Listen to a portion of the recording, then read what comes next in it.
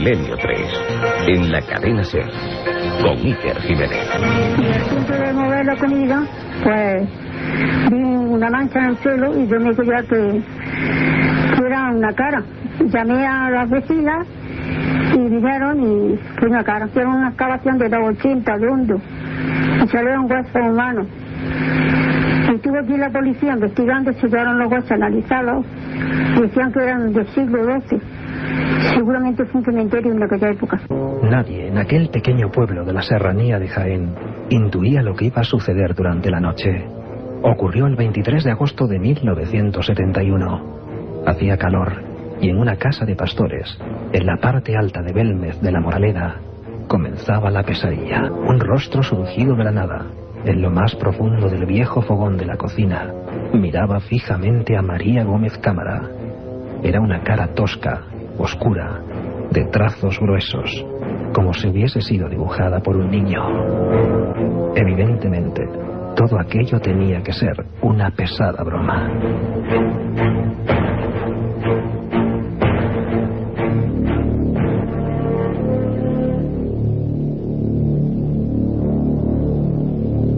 Buenas noches, 9:09, Milenio 3, con todos ustedes en un programa especial. Y en un programa especial en todos los sentidos. Lo que hoy vamos a mostrarles, lo que vamos a mostraros, es una investigación periodística que dura ya 10 años, ni más ni menos. Una investigación periodística con documentos que nunca antes se han emitido en ningún otro lugar. Una investigación, en definitiva, sobre probablemente el misterio más grande, más extraño, más inquietante que ha ocurrido para muchos en toda Europa. Y quizá también muchos no lo recuerden, porque en su día se conjeturaron todo tipo de hipótesis. Es más, yo aquí mismo, en la cadena SER, hablando con los compañeros a micrófono cerrado, me decían que caramba, que pensaban que todo aquello de las caras de Belmez era un fraude. Y en parte es cierto. La prensa de la época acabó el misterio diciendo que era un fraude. Pero realmente la investigación que vamos a mostrar, punto por punto, dato a dato, documento a documento, muestra a las claras que hubo una increíble operación de acoso y derribo a este misterio. Este misterio que hoy, esta noche, mientras ustedes nos escuchan y nosotros hablamos, sigue allí, en una casa de Jaén, en la Sierra Mágina, que quizá no en vano la llamaron antiguamente Sierra Mágica, una zona humilde de una provincia acostumbrada a ganarse el pan con el sudor de su frente. Allí hace 30 años, justo hace 30 años, pasó algo asombroso, algo que ni la ciencia, ni los notarios, ni los jueces, ni los investigadores a día de hoy ha logrado resolver. Milenio 3, como siempre, todo este equipo, Katia Rocha, Carmen Porter, Carlos Barroso, y hoy además excepcionalmente dirigidos por Jorge Martínez, Javier Rodríguez, a los mandos de esta nave de misterio y de periodismo, no vamos a posicionarnos. Ustedes deben ser los que saquen conclusiones. Lo que sí les digo es que prepárense para 2 horas de puro y duro misterio.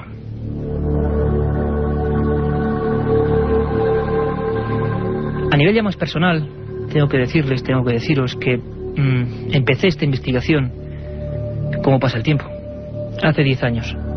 Lo hice con un compañero, con un colega, al que me unen muchos afectos profesionales y personales, y realmente con el que vivimos todo tipo de aventuras. No nos podíamos creer lo que nuestras viejas grabadoras iban sacando. Y tengo que decirles también, y pedirles disculpas, aunque suena un poco mal al empezar un programa de radio de esta influencia en la cadena SER a estas horas, que nos perdonen si en algunos de los cortes sonoros no hay esa calidad mínima imprescindible para emitir en la cadena SER. Pero esto tiene un sentido, es que fueron hechos en el lugar, fueron realizados paso a paso, con los protagonistas, con confesiones que desde luego no estaban realizadas para ningún estudio, pero tienen la fuerza increíble del documento real. Solo puedo decirles que vamos a escuchar a notarios que por vez primera en el mundo probablemente precintaron un fenómeno paranormal. Vamos a escuchar a alcaldes extorsionados por miembros muy concretos del antiguo régimen. Vamos a tener documentos de cómo todo un organigrama, todo un gobierno intentó parar un misterio porque no se conocía. Lorenzo Fernández, es subdirector de la revista Enigmas, es ese compañero que hoy nos acompaña en la penumbra del estudio 1 de la cadena SER. Todo es quietud, todo es oscuridad, y la verdad es que le viene de perlas al tema de hoy. Lorenzo comenzó conmigo. Él había visto las caras de Belmez mucho antes que yo y me engatusó de alguna forma, hace tanto tiempo, para empezar esta historia. Lorenzo, bienvenido a Milenio 3. Bien hallado, Iker, buenas noches. No nos podíamos imaginar lo que íbamos descubriendo poco a poco, ¿verdad? Dato a dato y sobre todo entrevista a entrevista. Pues la verdad es que sí, porque verdaderamente cuando uno empieza a investigar el fenómeno de Belmez, y más aún a comienzos de la década de los 90, casi se podría decir que este suceso estaba ya muerto, informativamente hablando. Y nos dimos cuenta que hubo quien se ocupó, además muy en serio, de que esto fuera así, de que muriera, de aniquilar en definitiva el misterio. Y nos dimos cuenta, según proseguimos camino, proseguimos las investigaciones, que efectivamente el fenómeno estaba más vivo quizás que cuando apareció, y que fueron muchas las tramas las que se orquestaron para que de un modo u otro sucumbiera. Hay un montón de compañeros, Paco González, Javier Manzano, un montón de gente. A Javier, por ejemplo, prestigioso periodista, me decía, pero las caras de Belmez, ¿qué pasó con ellas? Yo, en un titular, siguen ahí, ¿verdad, Lorenzo? Siguen ahí. La otra realidad. Milenio 3, en la cadena SER. La escena es difícil de imaginar, imposible, absurda, como muchas de las cosas que a pesar de todo son rotundamente reales, que tratamos en Milenio 3. Era ya casi de noche. Era una casa de pastores.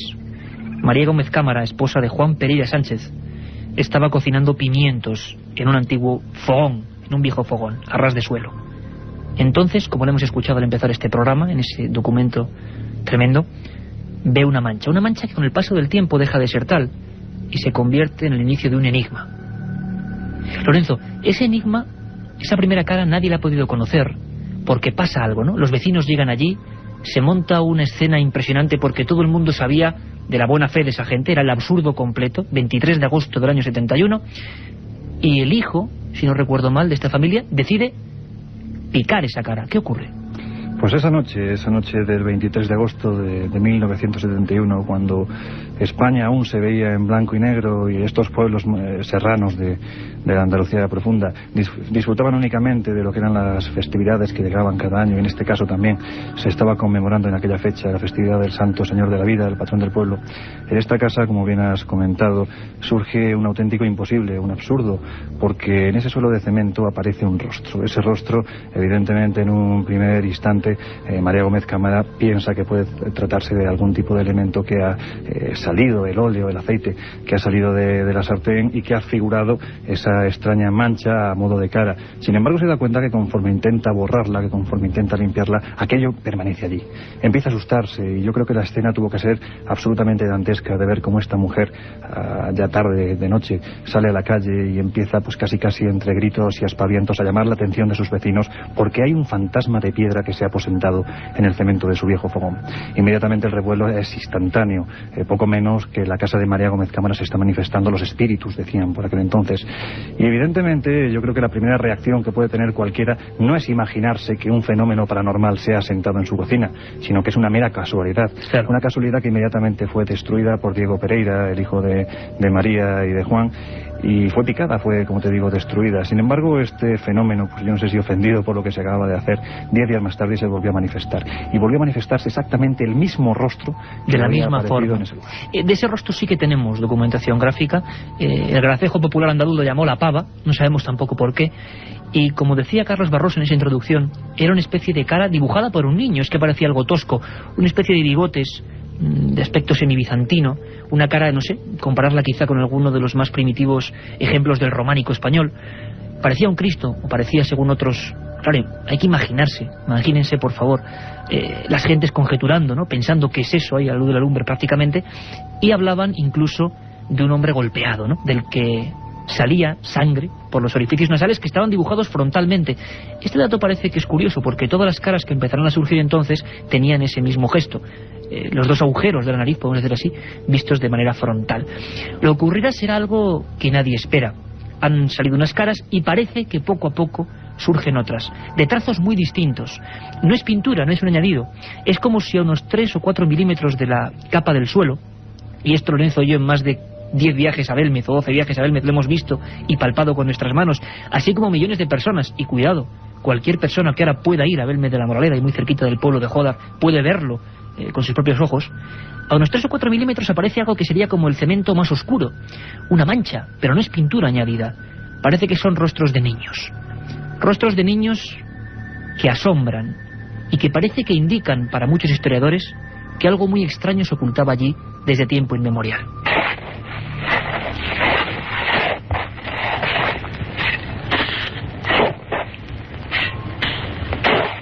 La pala del albañil Sebastián Fuentes León se hundió en el suelo de la cocina. Lo hizo justo en el punto donde estaban surgiendo los primeros rostros. Al llegar a una profundidad de 2,80 metros, el obrero se detuvo espantado. Habían comenzado a aparecer huesos, restos pequeños de niños que alguien había enterrado allí alguna vez.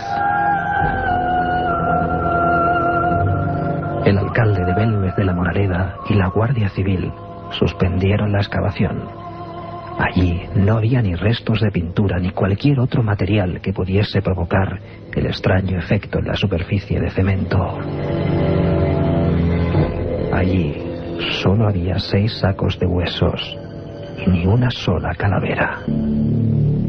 Tibias, omóplatos, ni una sola calavera, era cierto. Era un hallazgo incomprensible. Nos contaban los propios albañiles de Belmez que entre ellos hacían suertes para ver quién bajaba ese hueco practicado donde ya empezaban a surgir las primeras caras. En una cocina, bueno, humilde es echarle un piropo, sinceramente. En una cocina de un pueblo donde la vida era dura, en plena serranía. ¿Qué estaba ocurriendo? Se hizo esa excavación, primero por orden del ayuntamiento, pensando que podía ser algo de lo nuclear, según algunos informes, pero allí no había nada, solo huesos. Se empieza una investigación que iremos complementando sobre el pasado concreto de esa vivienda.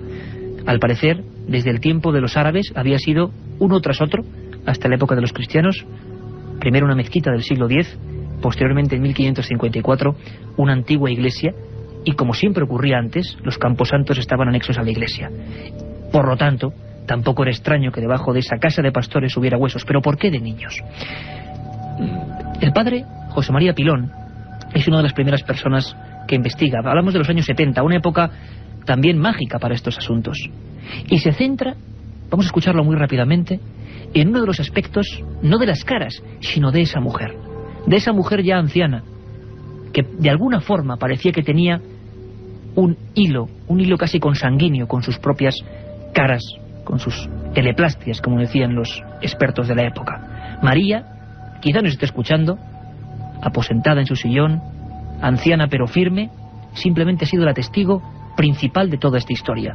José María Pilón decía lo siguiente sobre María Gómez Cámara. Ella también, recuerdo que hicimos hacia el principio una encuesta entre mujeres de su edad y nos dijeron que cuando eran niñas el mayor castigo que les podía poner la maestra cuando se portaban mal es que se pusieran sentadas al lado de María Gómez Cámara, la dueña de la casa, porque oían voces.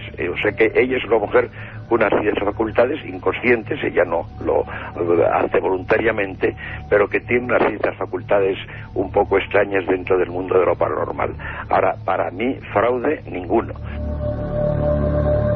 Escuchábamos al sacerdote jesuita José María Pilón, impresionado casi tanto por esos dibujos extraños que no tienen pintura, que parecen niños, algunos incluso miembros como manos o pies sueltos en ese cemento fraguado. Y en aquella época gloriosa de los 70 hubo una persona, y sin ningún calificativo, todo lo contrario peyorativo, un personaje, auténtico personaje, que divulgó estos asuntos y que contribuyó a la culturización de estos asuntos, por desgracia tan dejados de las manos de Dios en la televisión. Una persona, como digo, que en aquella época hacía un programa mítico que muchos recordarán, que se llamaba Más Allá. Después vino La Puerta del Misterio. Nosotros mismos desde pequeños, ¿cuántas veces nos aterrorizamos con aquel hombre de barba, de mirada penetrante, y que nos hablaba del misterio, de lo extraño, de lo que hoy tratamos en Milenio 3? En esos años 70, cámara al hombro, don Fernando Jiménez del Oso, el doctor Jiménez del Oso, estaba en Belmez. Fernando, buenas noches, bienvenido a Milenio 3. Hola Iker, ¿cómo estás? Imagino que estarías escuchando. Primero, un placer tenerte en estos micrófonos.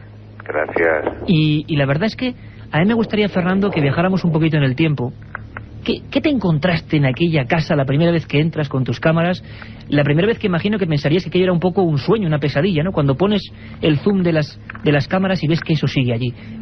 Fernando, ¿qué viste? Pues más que un sueño, un circo. Un circo, pero por la gente, Por la gente. Había una tremenda expectación, recuerdo porque tengo fotos de entonces, ya sabes, nos conocemos bien, Iker, que mi memoria es frágil.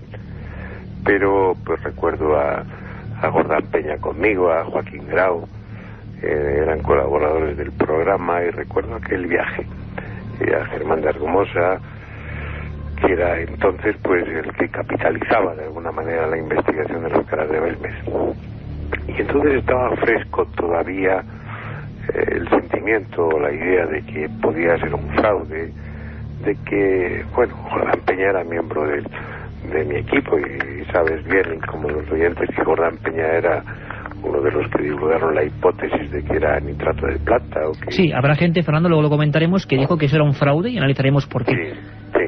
¿Y cómo eran las caras, Fernando, cuando tu primer encuentro con ellas? Eran obviamente extrañas.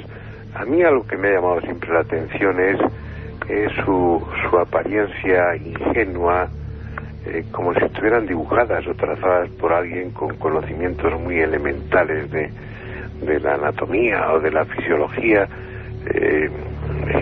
Eran rostros, bueno, pues demasiado ingenuos, pero junto a ellos había otros que eran un auténtico alarde de aprovechar el mínimo espacio para reflejar en unos pocos centímetros cuadrados 2, 3 caras, cada una de ellas con una expresión, ¿no? Con una expresión unas veces siniestra, otras veces esperanzadora. Era un espectáculo. En aquel momento las caras de Belmez estaban en plena efervescencia. Lo de Hans Bender, la investigación de él estaba muy reciente, se grababan psicofonías, había...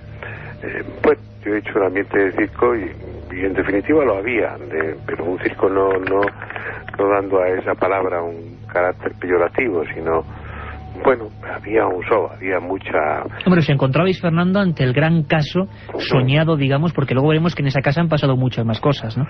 Sí, pero estábamos en una época en la que el tema estaba ahí, a medio camino entre lo real, lo auténtico, lo paranormal y el fraude, ¿no? Y uno miraba aquello con una cierta reticencia, con una cierta sospecha, ¿no? La verdad es que a mí me sorprendieron. Aquello, y por lo que hablé con María, por lo que hablé con su marido que entonces vivía, por lo que hablé con gente de allí, no encajaba en un fraude, ¿no? Todas esas sospechas que uno llevaba, todo ese escepticismo inicial que uno llevaba cuando se acercaba allí, luego al enfrentarte con la realidad se iba desvaneciendo. Lo que pasa es que, bueno, pues la razón entra en pugna con el sentimiento, con la sensación, ¿no? Te estabas diciendo que aquello no podía ser auténtico y sin embargo estabas escuchando y estabas palpando, tocando realmente todo aquello y sintiendo que eso no era un fraude, que eso era auténtico. Que estaba allí. Fernando, una cosa importante, y aparte de que mucha gente te conoce como divulgador, pues muchas personas no saben tu pasado como psiquiatra, que es tu auténtica carrera y profesión. Psiquiatra durante muchísimos años. A nivel médico, psiquiátrico, se especuló mucho con esa señora. Siempre se centró la cosa en María, no sé por qué. Muy brevemente, Fernando, porque estamos a punto de llegar a y media, ¿qué podrías decirnos de María Gómez Cámara? Tu impresión personal, quizás desde el punto de vista de un especialista como tú. En ese momento no, en visitas ulteriores, a lo largo de los años he ido muchas veces y hemos tenido oportunidad de hablar María y yo tranquila y serenamente. Hay una simbiosis entre María y las caras que ella intuye. Hay por un lado inicialmente un deseo de protagonismo normal, humano, luego después pasa a sentirse un poco víctima de las caras y en última instancia identifica las caras con ella misma y piensa que eso va a estar ahí mientras ella esté, pero no es una fabuladora, en mi opinión, no es una mujer que alucine, no es una neurótica, no es una psicótica, me parece una mujer bastante normal y que vive todo eso con una cierta perplejidad y en momentos bueno, pues asumiéndolo con fatalismo, ¿no? no es algo que ella desea, pero está ahí, y bueno, se asocia a ello, lo acepta, lo asume y lo vive con más resignación que entusiasmo. Fernando, pues muchísimas gracias, un dato importante, un apunte importante, y desde luego que sepas que estás siempre invitado a esta casa. Un abrazo muy fuerte, Fernando Jiménez del Oso. Hasta siempre, Iker. Y ahora conectamos, casi en la señal de media, con el sorteo de la 11. Germán de Argumosa y Valdés viajó desde la Universidad Autónoma de Madrid hasta Belmez, enviado por el Ministerio de la Gobernación. Su misión: descubrir el fraude. El veterano profesor, seguidor de las corrientes científicas que en el norte de Europa investigaban el campo de la psicofonía, decidió probar suerte en aquel lugar tan asombroso. 10 magnetofones se colocaron en círculo junto al socavón abierto donde habían aparecido los restos humanos. En pleno silencio se dio a la tecla de grabación. Belmez de la Moraleda, ya estamos en el año 72 y la escena sería la siguiente. Luego lo comprobaremos: notarios, investigadores, la Guardia Civil, Policía Judicial. Precisamente la Brigada de Investigación Criminal había estado 7 días encerrado con las caras de Belmez. Había incluso temor por parte de María Gómez Cámara y de su esposo Juan Pereira a que fueran encarcelados por causantes de esa molesta broma que ya ocupaba las portadas de todos los periódicos de España. Y esto es importante: ningún fenómeno paranormal extraño, ningún suceso insólito, estoy seguro que tendrá la misma fuerza mediática que ocurrió con las caras de Belmez. Portadas todos los días. El diario Pueblo le dedicó 23 portadas, si no recuerdo mal, al asunto de Belmez. Pero la escena, como decíamos, sería la siguiente: un socavón en el que están saliendo huesos, unas personas que no saben a qué carta quedarse, y un profesor de la Universidad Autónoma, don Germán de Argumosa y Valdés, que llega allí. Era una persona, como hemos dicho en la introducción, que tenía ya un conocimiento de que en Europa muchos médicos, psiquiatras, investigadores, profesores de universidad estaban adentrándose en el extraño mundo de la psicofonía, del que hemos hablado ya en Milenio 3. Germán de Argumosa, un tipo peculiar, Lorenzo, llega allí. ¿Qué es lo que ocurre? Pues Germán de Argumosa fue comisionado por el gobernador civil de Jaén, don José Ruiz de Gordoa. Es decir, es la primera y la única persona que oficialmente acude a Belmez a investigar el fenómeno. Además, yo creo que cuando José Ruiz de Gordoa decidió llamar al célebre parapsicólogo, tenía una intención muy clara. Si él, puesto que ya tenía un prestigio en cuanto a estos temas y era bastante conocido no solo en España, sino también fuera de España, decía que aquello era un fraude, evidentemente el fenómeno pues acababa inmediatamente. Porque Lorenzo quiere decir que lo molesto era que llevábamos ya un montón de tiempo investigando. La Guardia Civil, eso lo descubrimos tú y yo mucho tiempo después, puso esto un dispositivo de viejas cámaras, de estas cámaras de cine antiguo, para vigilar la casa, y que de momento es que no había pintura. O sea, es decir, estamos en un momento en que es molesto para las autoridades ese fenómeno que congrega ya también a un montón de gente en Belmez, ¿no? Estamos hablando de que los números de la Guardia Civil se apostan justo en la vivienda de enfrente de la casa número 5 del actual Calle Real para vigilar quién entra allí cada día.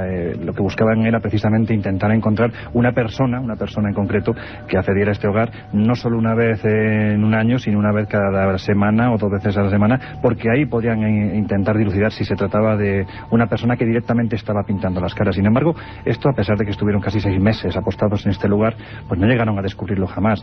Y sin embargo, Germán de Argumosa llegó a esta localidad, a Belmez de la Moraleda, intentando dilucidar el fraude. Y sin embargo, tú y yo siempre lo hemos dicho, Iker, casi que armó el taco, ¿no? Fue recibido en plan bienvenido Mr. Marshall, porque era el parapsicólogo, aquel que iba a saber qué era lo que ocurría en la casa de María y de Juan Pereira. Y sin embargo, Germán hizo todo lo contrario. Yo creo que hay que romper una lanza en favor de este viejo profesor que en una época bastante convulsa, sabiendo además para qué se le había ordenado acudir a Belmez, se enfrentó a todo, a estamentos políticos, a estamentos eclesiásticos, y dijo lo que allí había. Él no consideraba en ningún momento que hubiera un fraude. Él además llegó con sus aparatos magnetófonos para colocarlos en este lugar y obtener lo que por aquel entonces era una investigación que estaba en ciernes, la psicofonía, que de hecho fue él mismo el que la presentó aquí en Madrid, montando un auténtico revuelo. Sí, todavía está cuentan los recortes de prensa, ¿verdad?, de cómo la policía cargó contra la gente el día que Germán de Argumosa por vez primera mostraba las psicofonías de Belmez, ¿no? Y allí fue, Germán grabó psicofonías verdaderamente impactantes. De hecho, para no quedarse en algo subjetivo, también acudió a un buen amigo suyo, don José de Solas, que era catedrático de Humanidades, sí, señor. Efectivamente, el catedrático de Humanidades, y además acudió con una docena de estudiantes de la Universidad Autónoma, y todos y cada uno de ellos colocaron sobre ese suelo de cemento, sobre el que ya había varias caras, colocaron los aparatos grabadores. La sorpresa fue rotunda en el momento en el que se dispusieron a escuchar qué contenidos habían quedado registrados en estas grabadoras. Y había voces que, bueno, pues tú bien lo sabes, Iker, las veces que hemos ido a hablar con Germán de Argumosa, él nos ha dicho que son posiblemente las voces más terroríficas, terribles, dramáticas, que jamás ha captado en la Casa de las Caras y, por supuesto, en su larga trayectoria de investigación. Claro, además es que en aquel momento Diario Pueblo, ya ABC, hablaban por vez primera de voces extrañas que se cebaban en un solo inmueble de 2 plantas, absolutamente pequeño. Pero no solo eso, Germán de Argumosa, y esto la opinión pública nunca lo supo, y les aseguro que luego va a haber documentos rotundos con estas personas hablando de viva voz, pero había un notario ya allí, había un notario que acudió en absoluto secreto. La opinión pública nunca supo qué demonios ocurrió cuando esa casa se precintó notarialmente. Germán de Argumosa descubrió las voces en Belmez, en aquel momento en que había incluso caras saliendo fuera del socavón y todavía sin cerrar ese hueco de 2,80 con los huesos de niños. Germán vivió cosas como estas. Se precintó la habitación ante el notario y vino el profesor Bende con un equipo de la televisión alemana que filmó el momento del precintado. Al mes se levantó el precinto, también con el profesor Hans, con el notario. Había nuevas formaciones. Antes del precintado de la habitación, delante de 2 periodistas, Pedro Sagrario y Rafael Alcalá del diario Jaén, se definió en 10 minutos un rostro con rasgos diabólicos. Y lo que le asombró a Bender y otros parapsicólogos es que algunos de estos rostros tienen elementos bivalentes, incluso trivalentes. Por ejemplo, la boca de un rostro es boca también de otro rostro invertido. La boca de un rostro es también rostro o boca de otro rostro invertido. Es decir, había un gran lienzo, una especie de mapa donde ese fenómeno, sea lo que fuere, estaba modificando las partes oscuras del cemento y generando caras que no eran casuales, que cualquiera podemos ver en fotografías como se han publicado más de una vez. Estaban allí. Germán de Argumosa quedó muy impresionado y, como ha comentado Lorenzo, con don José de Solas colocó esos magnetofones. Empezaron a surgir voces escalofriantes. Uno de los testigos, testigo de excepción, que luego en esta historia, en esta investigación periodística que hoy desvelamos en directo, era Antonio Casado, hoy popular y prestigioso comentarista político. En aquel momento un reportero de Diario Pueblo, aquel diario ya fenecido, que tenía una nómina increíble de bravos reporteros, hay que decirlo, y al César lo que es del César. Y Antonio Casado, así como Leo, Semprún, tantos otros reporteros de ese diario rotativo de Madrid, estaban allí. Estaban allí para saber qué ocurría. Algo está pasando. Salía ese titular en todos los kioscos de España. Y después de estas voces que empiezan a surgir, que luego escucharemos algunas de ellas, hay un titular que hace historia en el periodismo. Hubo 4 ediciones del periódico Pueblo aquel día, febrero del año 72. Las caras hablan. Claro, no es que las caras hablasen directamente, pero por vez primera, profesores universitarios sacaban voces en torno a ese fenómeno concentrado, como hemos dicho, en ese lugar tan extraño. Antonio Casado estaba allí. Antonio Casado tenía muchas dudas. Al final fue uno de los que mató el misterio, obligado a decir que todo era un fraude. Obligado, quédense con esta palabra. En aquel momento, en plena noche, en esa casa de pastores, silencio total, y Antonio Casado escuchaba cosas como estas. Gritos. No, eran gritos chiquitos, muy agudos. Pero he trabajado mucho tiempo en radio y sé cómo entran los sonidos en una cinta magnetofónica. Y difícilmente aquella voz se pudo meter sin que la hubiéramos oído nosotros en la cinta. Es decir, que no se produjo, que la hubiéramos oído. Que no creo yo que una cinta magnetofónica vaya con la intensidad que salía, porque se podía haberte dicho, no era una cosa así de fondo que se oía como muy... Era clarísima y muy alta. clarísima y muy alta, voces de niños, algo que otros reporteros de pueblo y otras personas que allí investigaban descubrieron por sus propias fuerzas o mecánicas o técnicas. La constante, Lorenzo, eran niños llorando. Efectivamente, estamos hablando de que eran voces de niños. De hecho, hay una frase que a mí se me quedó marcada en una de las primeras visitas que hicimos a la casa de María, y fue ella misma, ¿no?, recordando el momento en el que se obtuvieron estas psicofonías, esas voces dantescas de niños que parecían pues quejarse de algo les pasaba. Y ella misma, en un alarde de ingenuidad, recuerdo que me dijo: ¿pero por qué gritaban esos niños? Totalmente espantada. Verdaderamente debían de ser unas voces que ponían los pelos de punta. Evidentemente, Lorenzo, voces que por vez primera en España se estaban obteniendo. Hay que decir que la psicofonía, un día, allá por verano, tratamos en Milenio 3 este tema. Nunca son voces tremendamente y clarísimamente audibles, son voces como en un segundo plano, voces extrañas. En Belmez pasaba esto, y en Belmez hubo investigadores que en los años 90 y en este ya siglo XXI están investigando con medios digitales para poder saber si con todos los precintados posibles las voces siguen entrando. Evidentemente siguen obteniéndose voces extrañas, parafonías, psicofonías, lo que ustedes quieran, quizá no con la intensidad de antes. Escuchemos un momento a Germán de Argumosa para que veamos o nos hagamos una idea del tipo de voces que se estaban obteniendo allí entre profesores de universidad en los años 70. El infierno empieza aquí, exactamente, eso es lo que se había grabado. También una voz femenina respondió: es que yo sigo enterrada. Pero no solo fueron estas las grabaciones paranormales, hubo otras que hacían referencia a antiguos habitantes de la casa, a un tal Kiko que allí vivió con su mujer, los dos muy borrachos. Y en la grabación se oye: Kiko, borracho. Kiko, borracho, borracha. La investigación, hubo excelentes investigadores como Pedro Javier Rivasori y otros investigadores en la época, en estos últimos 30 años, comprobaron que efectivamente allí ha habido 3 cementerios distintos. Algunos incluso sostenían que hubo una masacre en un momento muy concreto, en una cifra muy concreta, en una fecha de nuestro pasado donde allí hubo enterramientos, digámoslo así, clandestinos. Los huesos eran los testigos mudos de toda esta historia. Hablábamos antes de que, bueno, las técnicas cambian, la posibilidad de fraude cada vez es menor.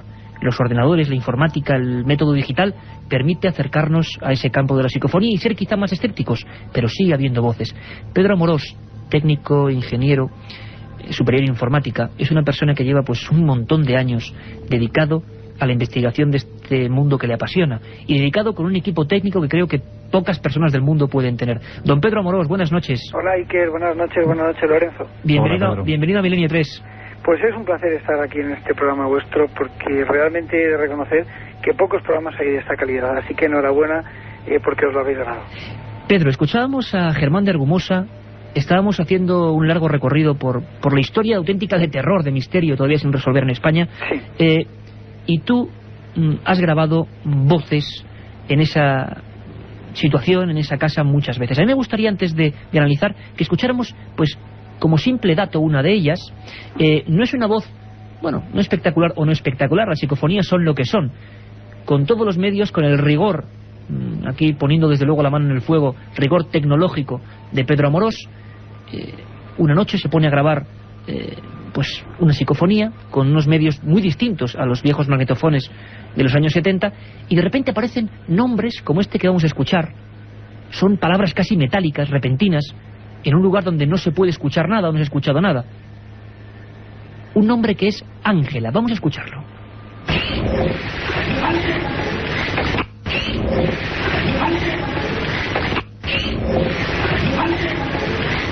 Una voz metálica, Ángela, en un sistema absolutamente precintado. Pedro Amorós, ¿qué puede ser esto? ¿Cuándo ocurrió esto? Bueno, la verdad es que indudablemente es una psicofonía. Y digo que es una psicofonía porque utilizamos, bueno, pues como siempre, algunos aparatos, algunos sistemas que iban a garantizar que se trataba de voces psicofónicas y no de inclusiones de radio y determinadas voces externas, ¿no? Y digo esto porque desde siempre, cada vez que hemos operado allí, hemos utilizado jaulas de Faraday. Hemos utilizado, bueno, pues algunos aparatos que determinan si la voz es externa o no. Por esto es muy importante que en el lugar donde se obtiene se guarde silencio. Esto en principio y como base. Luego, la psicofonía de la que vamos, esta Ángela o Ángela, que es como casi suena, nosotros pedimos a María Gómez Cámara, a nuestra querida María, que, bueno, por favor, que le pidiese el nombre a alguna de esas caras. Y efectivamente una de ellas se identificaba como Ángela. En un primer momento le preguntamos a María si recordaba a alguien con ese nombre y con esa forma, ¿no? Y dijo que no, pero cuando nos íbamos a marchar, como siempre, María siempre se guarda una en la manga, y creo que bien lo sabéis, dijo, por cierto, sí que había una Ángela hace mucho tiempo aquí en esta casa, ¿no? O sea, como dato curioso, y que, bueno, pues que tampoco tenga nada que ver en el proceso. Una conexión, Pedro, directa, extraña, como si las grabadoras de hoy en día o los medios tecnológicos de hoy en día grabasen parte de ese pasado, al menos es lo que parece indicar. Volvemos en un segundo. La otra realidad. Fenómenos extraños. Misterios sin resolver. Milenio 3. En la SER. Voces en la Casa de las Caras, pero no voces solo en los años 70, con esa repercusión tremenda a nivel mediático de lo que era lo nuevo, lo inesperado. Voces en los años 90 y en el siglo XXI. Pedro Amorós sigue indagando y ha conseguido otras, todavía hablaremos con él, pues un poco más desasosegantes, ¿no? Si se puede decir el término o el palabra. La verdad es que una voz surja ahí donde es todo silencio, todas las medidas de precintado perfectas, donde no se escucha nada en plena madrugada, y en Belmed don Pedro Amorós ponga el minidisc, la grabadora, la cinta digital, y de repente una voz masculina que sale de la nada, en ese lugar tan concreto, le diga algo así como matar a él, pues la verdad es que debe ser un poco duro. Vamos a escuchar esa voz. Matar a él. Matar a él. Matar a él. Don Pedro Amorós, técnico superior informático, matar a él.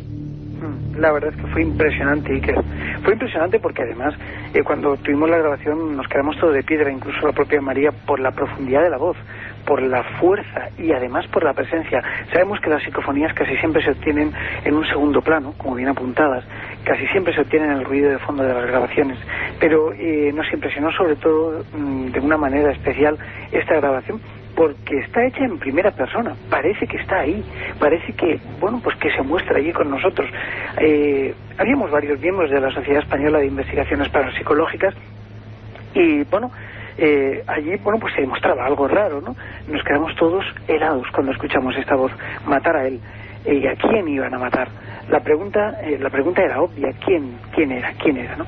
Pedro, por último, ¿hay algún patrón? Hablaremos mucho de este fenómeno, incluso, bueno, el mail, que se me ha olvidado decirlo antes, como es habitual en mí, milenio3@cadenaser.com, milenio3 con número, como siempre dice Carmen Porter, @cadenaser.com. Ahí podéis escribirnos y nos llegan mensajes de que dediquemos solo un programa a Belmed y a las psicofonías. Por supuesto que lo haremos, pero Pedro, en este repaso por la historia de Belmed, ¿hay algún patrón que una aquellas voces antiguas, que por ejemplo sea muy parecido a todas las voces que tú estás sacando?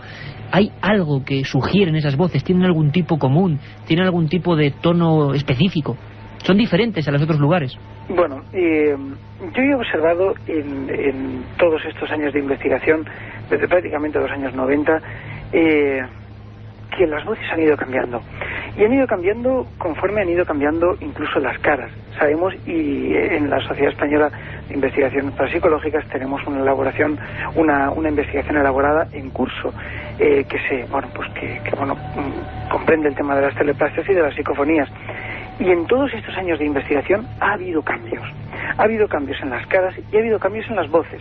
Cambios en las voces también. Las voces psicofónicas yo las he notado más fuertes.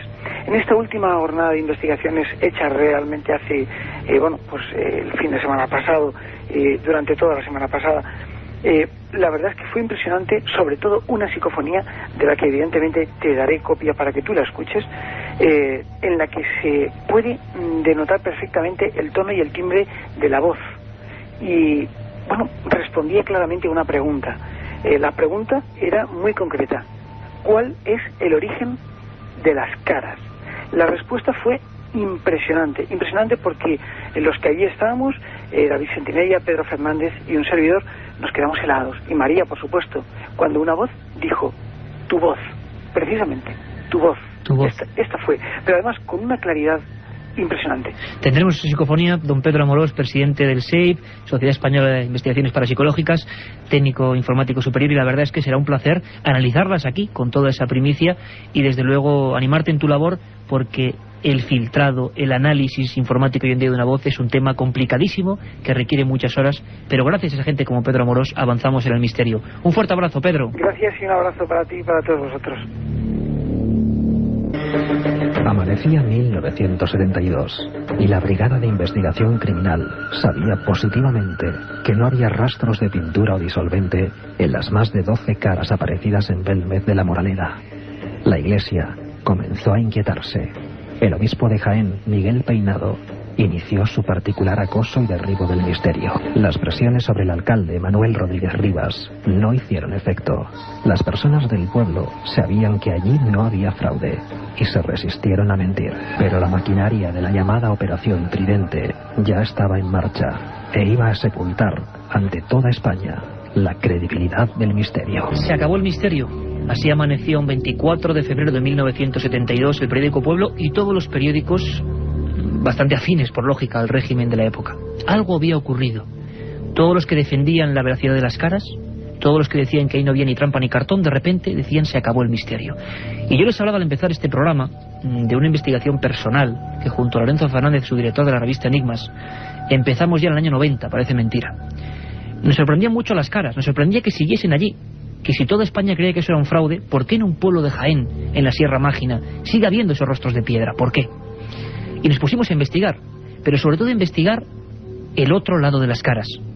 Cómo el gobierno, cómo algunos sectores de la Iglesia muy concretos habían eliminado un misterio que molestaba. Lorenzo, Operación Tridente, algo realmente creo que sin parangón en ningún país europeo para acabar con un misterio.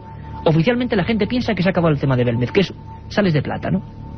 Nitratos de plata, decían, ¿no? Que era precisamente el componente químico que provocaba estas caras en el cemento. Y verdaderamente yo creo que es incluso más apasionante toda la trama que se tejió en torno al fenómeno de Belmez que el fenómeno en sí, porque hay que decir que hubo poderes fácticos que fueron directamente a aniquilar el fenómeno y por desgracia hay que decir que lo consiguieron. Así fue como dio inicio la Operación Tridente.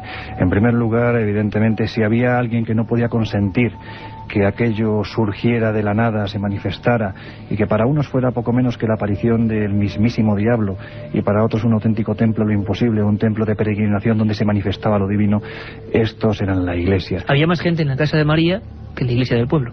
Es que los fines de semana, yo creo que es un dato importante decir que cada fin de semana por este pueblo de 2.700 habitantes pasaban casi 15.000 personas para ver aquello. Y están los documentos de la prensa de 15.000 personas ayer en Belmez, con una rotura del orden público total. Rotura del orden público, de la monotonía diaria, ¿no? de estas gentes de campo. Y lo que sí es importante es que los primeros que pusieron este intento de acoso y derribo fue la Iglesia. La Iglesia no podía permitir que aquello sucediera.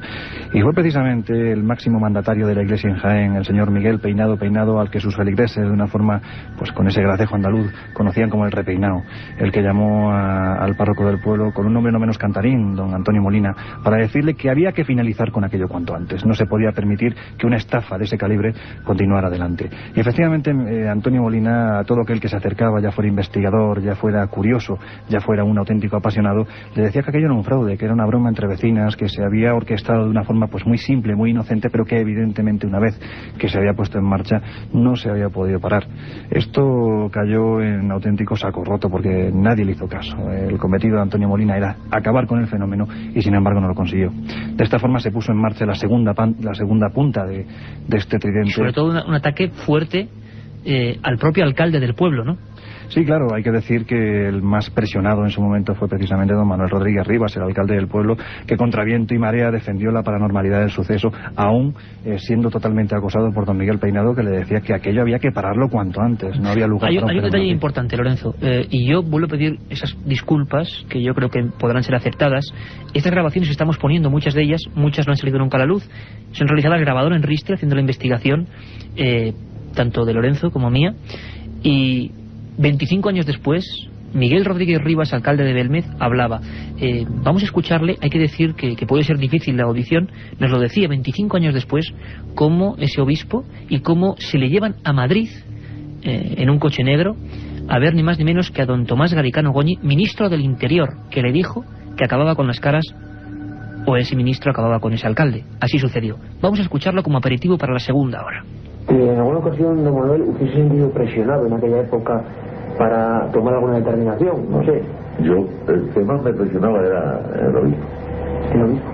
¿Y qué es lo que le decía el obispo? ¿Que se acabara de alguna manera? Que se acabara aquello, que eso no podía ser, que no íbamos a llegar. Me llamó para Ricardo Goñi allí al Ministerio de la Gobernación y me puso un poquillo entre la pared de la pared.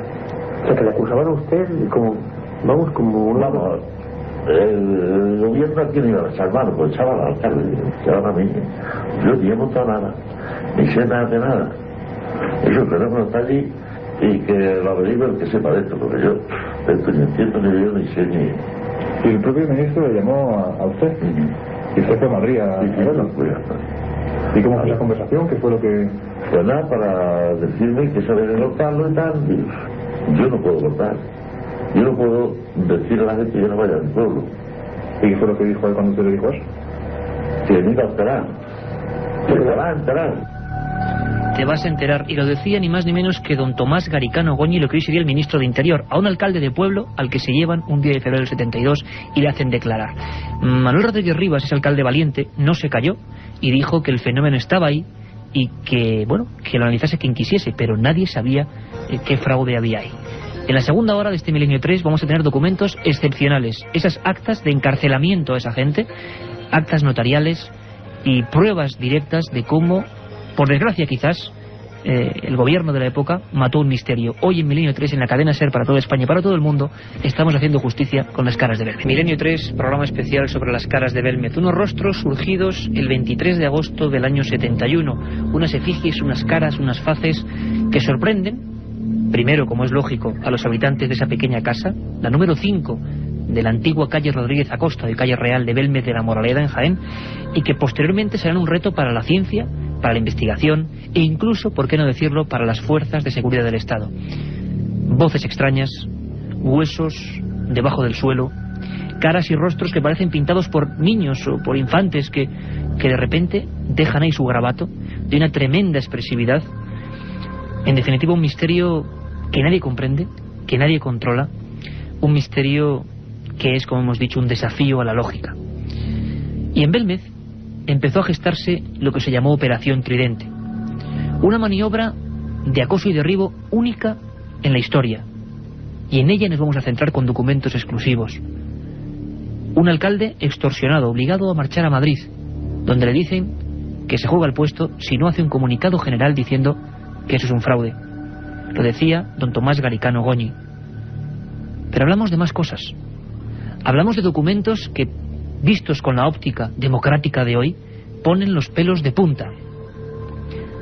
Al mismo tiempo que los diarios se alejaban de Belmez, casi como si aquello fuera una peste, conscientes los periodistas de que no se había podido resolver qué demonios eran aquellas caras absurdas, aquellas voces, aquellos huesos, aquel pasado misterioso, mientras, como digo, esta gente abandona Belmez, mientras los periódicos dicen se acabó el misterio y dicen que, bueno, que todo ha sido un burdo fraude hecho con sales de plata que, alumbrado por la luz del sol, generaban dibujos ennegrecidos. Claro, la gente piensa en aquel momento, caramba, ¿y esto no lo supo la Brigada de Investigación Criminal que estuvo una semana encerrado allí? Bueno, la opinión pública se quedó con lo que le decían. Eran tiempos de orden y mando, desde luego. Lo que nadie supo, lo que la opinión pública no ha sabido hasta hoy, es que en ese mismo momento a Belmez de la Moraleda llega un documento que nosotros tenemos en las manos, un documento tremendo, que dice esto. Segovia, 26 de febrero de 1972. Al señor alcalde de Belmez de la Moraleda. Muy señor mío, leo cuanto ha ocurrido en ese pueblo sobre el truco del tema de las caras y que tanto ha dado que decir en España e incluso en el extranjero. No me explico no tenga esto el castigo correspondiente. Esto no es ponerse en su puesto, no es demostrar autoridad ni ser adictos a nuestro régimen de Franco. En Segovia, y yo en cabeza como jefe provincial de administración local, hemos hecho una encuesta, lo primero dando cuenta a 84 componentes que somos de 6 provincias, con el permiso que tenemos ya concedido, número 8700, del excelentísimo señor ministro de la Gobernación, para proponer sea usted destituido como alcalde, procesarle y, eso sí, fichado como una persona no apta para estos actos por lo expuesto anteriormente. A esto no hay derecho, señor alcalde. Firmado Pablo Núñez Moto, jefe provincial de administración local. Esto no lo supo la opinión pública. Pablo Núñez Moto, junto con más de 80 miembros del movimiento, procesaban al alcalde por el expediente 8700. El silencio ya era forzado. Aunque, como digo, esto no lo supo la opinión pública. Lorenzo Fernández, subdirector de la revista Enigmas, del Hombre y el Universo, autor de esta investigación sobre la Operación Tridente, tuve el privilegio de compartir con él muchos viajes, muchas investigaciones, muchos datos como este que no se conocían.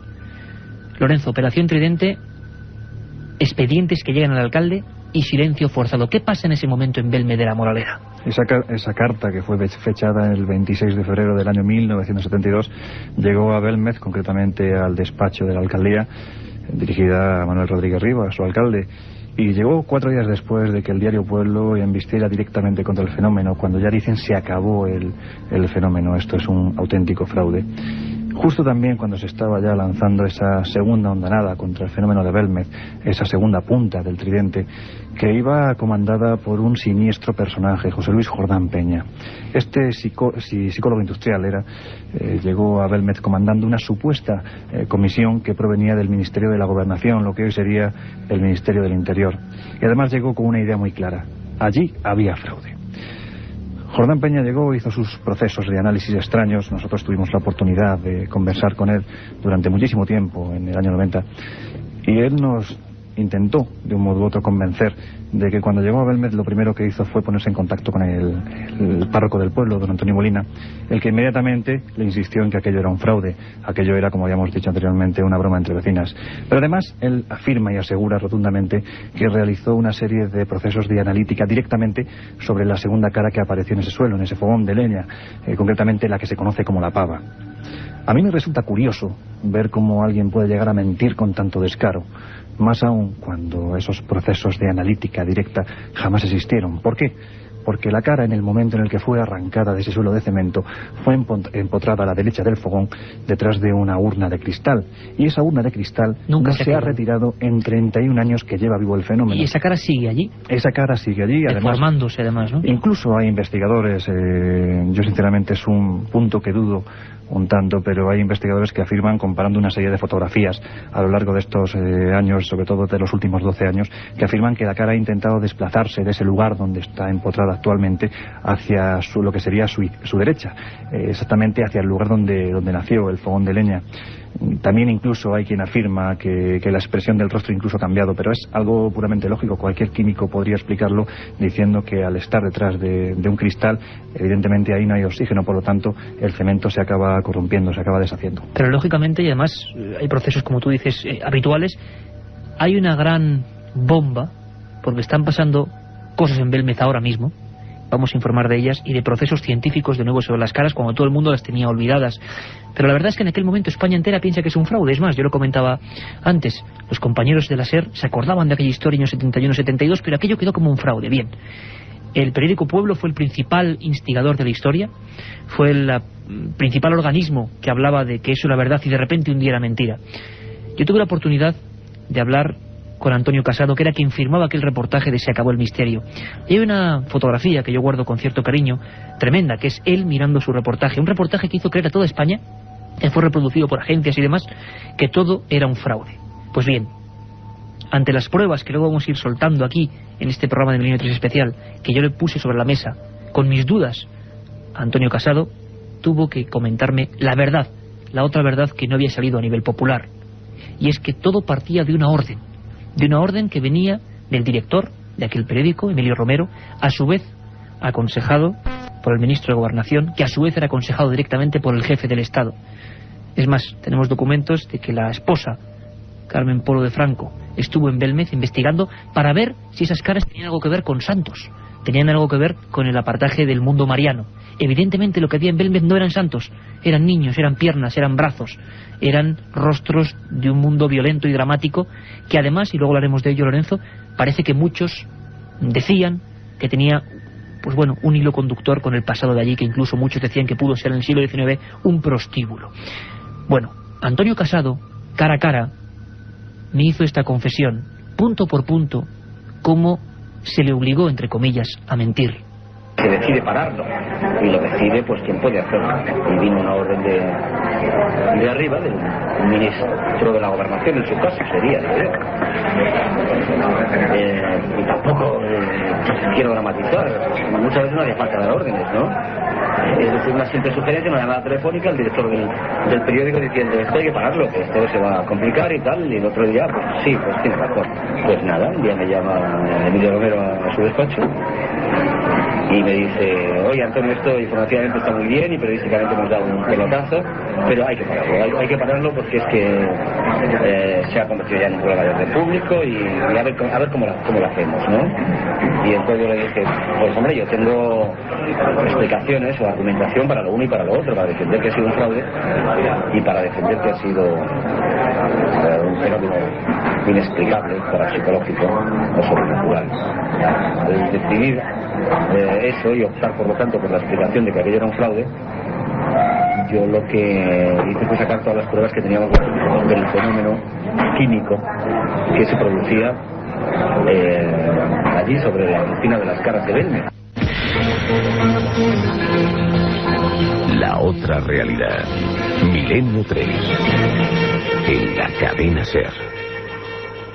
Llevaban 25 años en silencio, escondidas en los cajones de un archivo provincial, las actas notariales 00462 y 00467 demostraban, quizá por vez primera en el mundo, la existencia de un fenómeno paranormal que desafía todas las leyes de la lógica. El notario Antonio Palacios fue el designado para aislar la cocina del misterio. Con procedimiento meticuloso, se sellaron con plomo las puertas, se cubrió el suelo con recuadros de plástico y se organizó un dispositivo de vigilancia especial de 3 meses. Ahí, sometidos por vez primera a riguroso control científico, quedaban los dramáticos rostros de Belmez. La opinión pública nunca supo cuál fue el resultado de la prueba. Efectivamente, la opinión pública nunca supo qué pasó con esas actas notariales y hoy lo vamos a saber. Un notario, Antonio Palacios, ilustre profesional del Colegio de Notarios de Córdoba. Una fecha, en julio del año 72, todo el mundo pensando que es un absoluto fraude, y este hombre, a Lorenzo Fernández, nos explicará todas las medidas que tomó, bunkeriza aquella pequeña cocina. Es la prueba definitiva, la que nadie supo, de la que nunca se escribió ni contó nada. María Gómez Cámara, la dueña de la casa, recordaba aquella experiencia traumática, porque allí hubo miedo. Después del precintado de la cocina, había nuevas caras, y eso era completamente inaudito, imposible, insólito. María Gómez Cámara nos lo recordaba así. Arrancó una cara que había, y luego después, pues echó su viento, cerró la habitación y estuvo 3 veces la habitación cerrada, bajo un notario. Hizo una acta notarial y nos cerraron la habitación y estuvo 3 meses. Y cuando abrieron, a los 3 meses que abrieron la puerta, había 16 caras nuevas.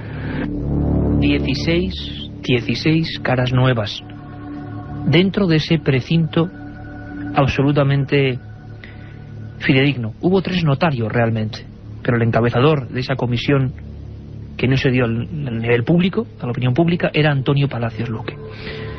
Y Antonio Palacios, y vuelvo a pedir esas disculpas de antes, porque estas grabaciones han sido hechas cara a cara, en este caso Lorenzo y yo lo entrevistábamos en su despacho. Al igual que el alcalde de Belmez llevaba 25 años sin hablar, sin pronunciarse. Era parte, era víctima de la operación Tridente. Todo el mundo pensaba que era un fraude, pero aquel notario como notario, sin creer en fenómenos paranormales, como he dicho antes, encerró las caras durante 3 meses. Y algo pasó, algo ocurrió. Esta es la voz de Antonio Palacios Luque, notario de Córdoba, el precintador de las caras de Belmez.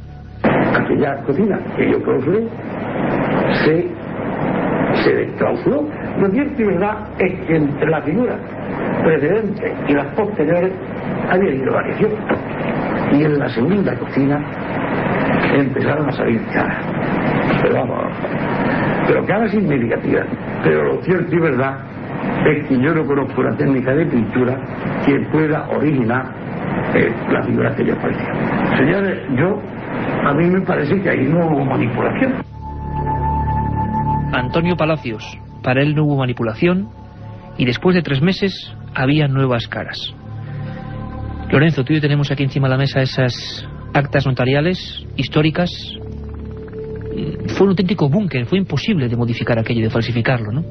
Salvo que María fuera capaz de traspasar las paredes, pues no había forma humana de que aquello fuera modificado. De hecho, la habitación donde aparecen las caras, la pequeña cocina, para que los oyentes tengan una composición del lugar, es una habitación muy pequeña, son 2,80 metros por 2,50 aproximadamente, con un pequeño ventanuco que da a la calle y con 2 puertas que dan acceso desde el pasillo de entrada de la casa a la propia cocina. Y esto quedó totalmente bunkerizado. De hecho, con placas de metal incluso, ¿no? Sellado. Se colocaron placas de metal tanto en el ventanuco que daba a la calle como a las puertas que daban al pasillo. Incluso también se colocó una tira de papel fixo y unas arandelas que se utilizan en este tipo de protocolos para que aquello quedara totalmente cerrado. Incluso se puso lacre en la puerta con una serie de dígitos que únicamente el notario conocía, de tal forma que si aquello se abría, los lacres se rompían. Incluso el suelo de la cocina fue dividido en 38 recuadros fotografiados meticulosamente uno por uno por el fotógrafo del pueblo, don Miguel Rodríguez Montávez. De hecho, esta prueba, pues lo que se pretendía con ella era ver mediante las fotografías una por una si una vez que se levantaba el precinto las caras habían variado, y efectivamente una vez que se levantó el precinto las caras eran diferentes. De hecho, como bien dice María Gómez Cámara, la dueña de la casa, en este lugar había 16 caras nuevas que anteriormente no existían. Bueno, ¿y por qué no se hizo público eso jamás? Estábamos en plena vorágine de la Operación Tridente. Era unas actas notariales que tú y yo las recuperamos después de 25 años, pero que estaban en un cajón completamente selladas, ¿no? Yo recuerdo, y además fue uno de los puntos que me hizo mucha gracia, cuando uno revisa las crónicas periodísticas de la época, se encuentra con titulares tan curiosos como ¿por qué no se precintó la habitación? Desde luego el periodista que escribió esto era una auténtica lumbrera, porque efectivamente se precintó, y además se precintó, vuelvo a repetir, con unos procedimientos, con unos protocolos que anteriormente no se habían utilizado en ningún sitio, porque en ningún sitio aparecían las caras que aparecían en Belmez. Tenemos un acta notarial, quizá por primera vez en el mundo, que demuestra que unas caras, sin ser modificadas, sin que en 3 meses nadie entre en el interior de esa cocina, han generado nueva vida, se han reproducido, han variado. Las fotografías del acta notarial son impresionantes, porque vemos las modificaciones, e incluso, si por ejemplo hablábamos antes del sacerdote jesuita, el padre José María Pilón, si observamos las fotos de la primera época, con los análisis realizados ahora mismo por el CSIC, ni más ni menos, nuestro máximo organismo científico, vemos que las caras han variado. Producto de la humedad, producto de cualquier otro efecto natural que no comprendemos, quién sabe. Lo cierto es que es terrible, pero 20 años después, 20 años pensando que todo es un fraude, con esa familia absolutamente abrumada, incluso por insultos, amenazas, a punto de ir a la cárcel en una ocasión por el proceso que se realizó contra el alcalde. Bueno, todo este pueblo, digamos, un poco acongojado por lo que había ocurrido, da la imagen de que son unos fraudulentos. Nadie sabe bien cómo lo han hecho. Han engañado a toda España durante meses, pero el silencio es total sobre ese pueblo de Jaén. En el año 95 y 94 y 97, el CSIC, el Departamento de Cerámica y Vidrio, realiza nuevos análisis sobre las caras y descubren lo que ya algunos intuíamos. No hay sales de plata, no hay ningún añadido y no hay pintura. Aquella teoría de las sales de plata realizada por unos periodistas obligados de cierta forma a mentir no era la verdad. El padre José María Pilón nos recuerda esos análisis que fueron solicitados por él al CSIC. Ellos fueron quienes trocearon las caras, algunas de ellas, y la demostración es que no había ningún tipo de fraude. Le escuchamos. Nuestro equipo, el equipo que yo tengo de investigación de estos fenómenos, que lo formamos 7 personas, en el cual hay algunos químicos, físicos, etcétera, hemos hecho toda clase de análisis. No hay absolutamente ninguna sustancia, no hay sales de plata, ni elementos que se han dicho por ella había, y únicamente hay los elementos normales que está constituido el cemento y los adobes que forman el suelo, y para mí es quizá, como decía Hans Bender, el fenómeno paranormal más importante de Europa de los últimos tiempos. El fenómeno paranormal que sigue vivo. Hay un detalle importante. Diario Pueblo ya no existe, el antiguo régimen ya no existe. Quizá la iglesia tan ortodoxa de aquella época, tan abrumada con este misterio, tampoco existe, y las caras siguen ahí. A unos 450 kilómetros de este estudio 1 de la cadena SER, desde que emitimos Milenio 3 para toda España y para todo el mundo, siguen ahí, sean lo que sean. Nosotros, como periodistas de investigación, no decimos que sean los muertos, que sean apariciones. No sabemos lo que son y simplemente pedimos investigación. Que la ciencia, que la universidad, a partir de este programa, enfoque o realice una investigación con todos los medios, porque nosotros somos contadores. Hemos hecho una investigación periodística, pero la investigación física y química tiene que ser por parte de una universidad que sistemáticamente da la espalda a este misterio que sigue ahí, lanzándonos un reto. Las caras hace 31 años, algunas de ellas siguen ahí. El misterio, pese a quien pese, le duela a quien le duela, sigue ahí, en pleno siglo XXI. Han pasado 30 años y en la calle Real número 5, igual de empinada y blanca que en 1971, están María Gómez Cámara y sus caras, solas y algo abandonadas por esa multitud que hacía 3 décadas inundaba el pueblo con sus expresiones de sorpresa y miedo. La pava, el pelao o el padre y el hijo siguen allí, dibujadas en su propio imposible. Pese a quien pese, el enigma sigue vivo, desafiando a todos aquellos que quisieron matarlo. A mediados de este año, una nueva hornada de imágenes ha comenzado a brotar de ese suelo gris y cansado, como reclamando parte de la atención perdida. Pues os recordamos, Milenio 3, con número, @cadenaser.com, para todas vuestras dudas. Una de las principales era sin duda las caras de Belmez, y estamos poniendo toda la carne en el asador para que escuchéis documentos nunca antes emitidos. Pero es que encima queda una cosa más. Belmez sigue, lo hemos dicho. María sigue con sus caras, sean lo que sean. Y la verdad es que ha habido sorpresas este mismo fin de semana. Parece increíble, pero así ha sido. La ciencia, de alguna forma, los experimentos científicos sobre las caras se están efectuando ahora. Y el primer lugar donde esto va a ser conocido es Milenio 3. Pedro Fernández es un investigador de la Sociedad Española de Investigaciones Parapsicológicas que junto a Pedro Amorós está haciendo un experimento con el permiso de los habitantes, bueno, de la única habitante de esa casa de 2 plantas, María Gómez Cámara, para analizar, digamos, la vida de esas caras que siguen ahí. Parece mentira, pero precisamente fue la revista Enigmas la que hace unos meses hablaba de nuevos rostros en Belmez, quizá después de 10 años o 14 años sin apenas actividad, cada vez iban a peor. Algo ha pasado ahora mismo en Belmez de la Moraleda. Pedro Fernández, buenas noches, bienvenido a Milenio 3. Hola, buenas noches Iker, y buenas noches a Lorenzo y a todo el equipo, que hacéis un trabajo fantástico. Gracias, Pedro. Ahora mismo la pelota en tu tejado. Me decías a micrófono cerrado algo que me puso a mí personalmente los vellos de punta. Estás haciendo un experimento y hay nuevas caras en Belmez de la Moraleda. Exactamente, y así lo pudimos constatar no solo en esta última investigación, sino que además vimos la primicia en el mes de abril, donde empezó la tabla de experimentos que estamos realizando y que todavía nos queda mucho por confirmar y por contrastar, y realmente sí, están apareciendo nuevos rostros, nuevas formaciones, y el siglo XX ha sido testigo de uno de los fenómenos más importantes en todo el mundo, y el siglo XXI ha comenzado con la reaparición de nuevos rostros en la casa de María Gómez Cámara. Pedro, hay un experimento que contaremos brevemente, porque de verdad que nos centraremos, si nos lo permitís, una noche en ello. Creo que es impresionante que se siga indagando y que el misterio siga desafiándonos de esta forma. Ha habido unas placas de cemento fraguado allí. Hay un experimento que quiero que nos cuentes, aunque sea brevemente y para que todo el mundo lo comprenda. Y en ese cemento, sobre el que científicamente se está investigando ahora, están apareciendo cosas. Sí, así es. Nosotros teníamos, Iker, como objetivo, de alguna forma, llevarnos suelo de Belmez para seguir contrastando lo que ahí aparece, ¿no?, de forma lo más científica posible. Y desde luego no íbamos a permitirnos el lujo de hacer lo que otros investigadores han hecho, y es arrancar suelo de la casa de María. Para ello, y con la ayuda de un gran experto y un gran conocedor de toda esta temática como es Pedro Amorós, decidimos crear unas planchas de 60 por 60 para ponerlas sobre el suelo de María, ¿no?, en lo que es el foco real de aparición, el foco más fuerte. Y con eso lo que intentábamos contrastar era muchas cosas, entre otras la formación de nuevos rostros y otra cosa muy interesante, y es la intencionalidad, la inteligencia que se mueve tras la formación de las caras.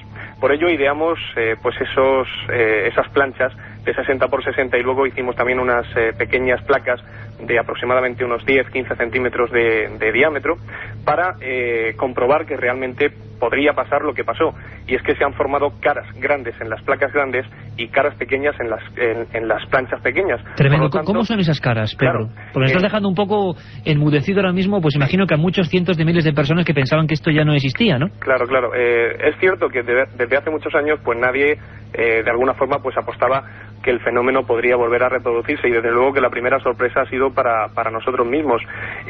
Los rostros que están empezando a aparecer nos recuerdan mucho al rostro de la pava. ¿Por qué digo esto? Pues porque lo que más se está reproduciendo... Una cara redonda, para que la gente que no lo sepa, una cara redonda con bigotes y ojos muy expresivos. Exactamente, se están reproduciendo sobre todo ojos perfectamente delineados.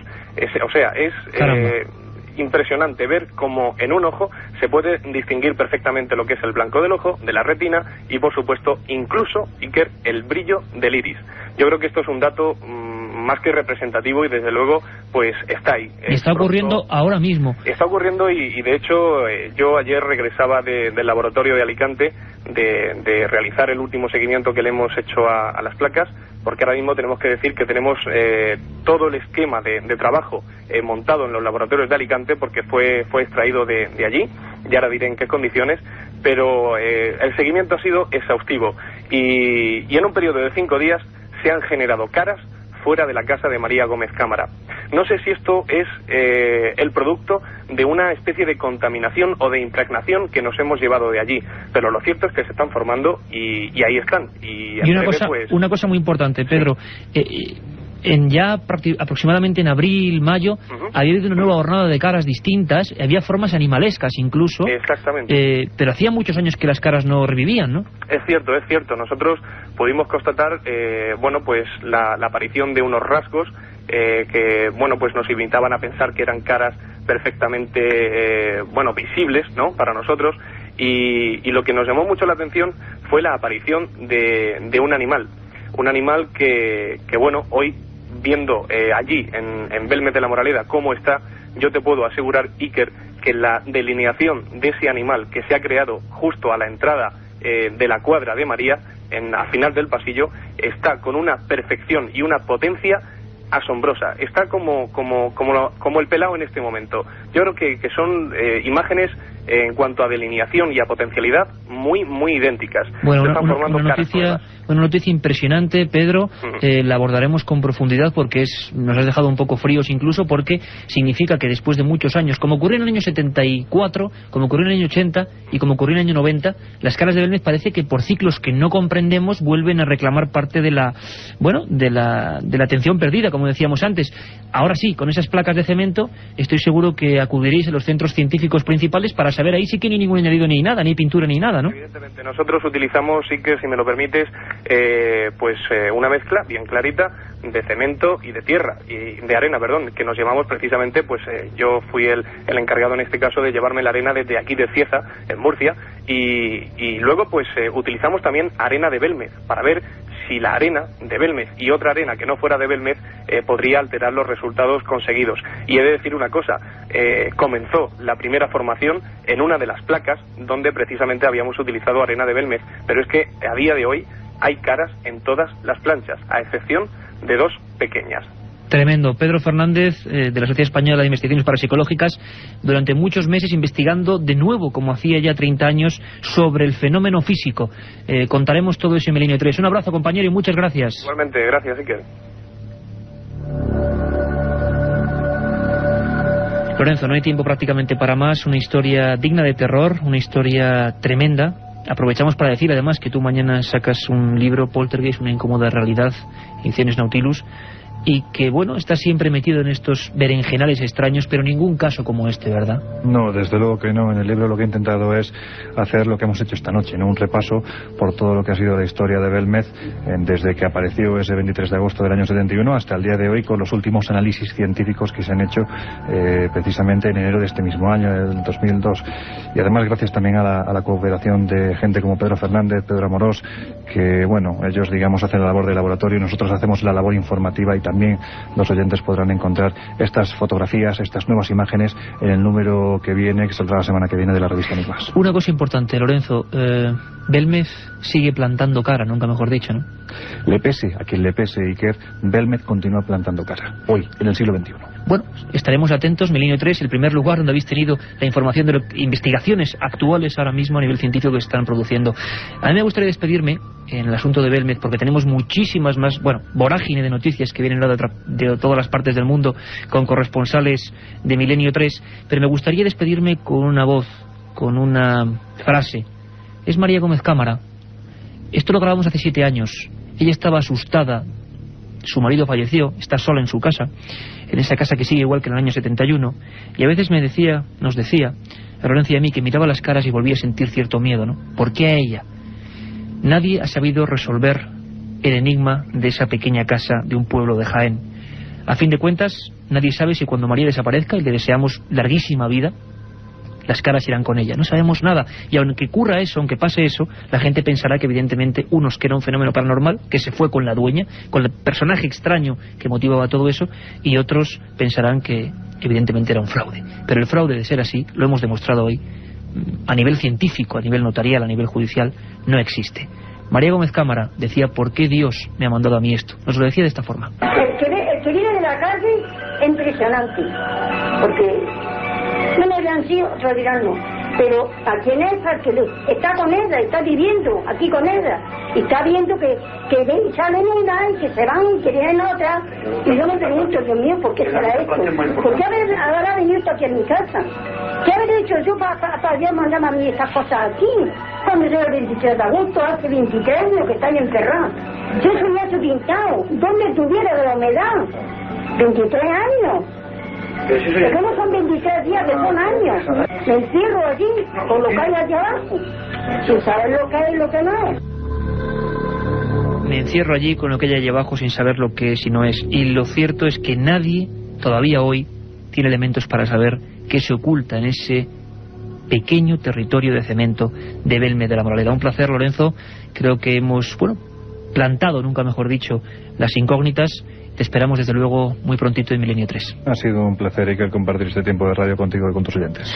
Pues muchas gracias, Lorenzo. Y ahora, la actualidad es la que manda, porque la actualidad, con el informativo de Carmen Porter y Carlos Barroso, sabemos siempre que está ahí, al filo de la noticia, pero es que ha habido noticias tan importantes como para ser reseñadas con nuestra red de corresponsales. Creo que tenemos, me preguntaban incluso también en la cadena SER, la verdad es que los compañeros de esta radio cada día nos preguntan cosas, se animan a indagar por cosas concretas, y nos preguntaban por sonidos en Mallorca. Es cierto, la prensa habla de sonidos concretos submarinos en Mallorca, y la gente anda bastante consternada en la isla. Televisión, prensa, radio, ha hablado del asunto. Quien ha seguido todo de muy de cerca es un corresponsal, un magnífico amigo, Chema Font, corresponsal de Milenio 3 en Islas Baleares. Buenas noches, Chema. Hola, Iker, buenas noches. ¿Qué tal? Misteriosos sonidos en Mallorca, misteriosos sonidos que parece que están sembrando todo tipo de hipótesis. ¿Qué está pasando? ¿Qué pasa ahora mismo? Efectivamente, ahora mismo parece ser que están parados. Desde principios de agosto nos han vuelto a oír. Sí es cierto que se han estado oyendo todo el mes de julio. Y lo más curioso es que llevan repitiéndose desde el año 79.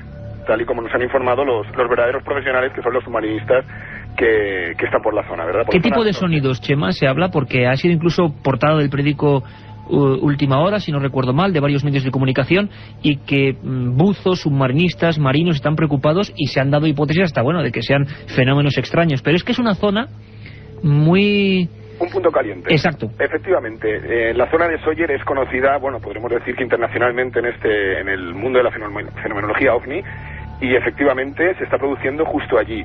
De todos modos, los verdaderos profesionales son los primeros en quizás descartar un poco hasta poder demostrar por otros medios cuál puede ser el verdadero origen. Y efectivamente se han barajado varias posibilidades, desde prospecciones petrolíferas en Tarragona, que han quedado descartadas por el mismo Repsol YPF, y sobre todo porque en Tarragona no se oyen. Hay más posibilidades. Hablaban incluso hasta de un tipo de tiburón misterioso que podría generar eso. Sí, pero lo han barajado como tiburón misterioso cuando no lo es. Es decir, es el conocido aquí en Mallorca como tiburón durmiente.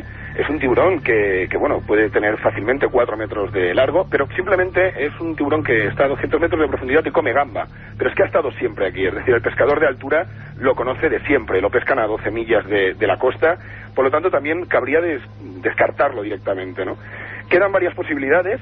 La base submarina de OVNIs es una de ellas, pero vamos a, como bien has dicho en Belmez, primero científicamente vamos a intentar saber de qué se está tratando. El IMEDEA, que es un instituto el Instituto Mediterráneo de Estudios Avanzados, que forma parte también del CSIC y de la Universidad de aquí de las Islas Baleares, está pendiente de que estos sonidos se vuelvan a suceder para ir allí a investigar cuál es la verdadera procedencia. Tú has hablado, Chema, con testigos, con submarinistas, con personas.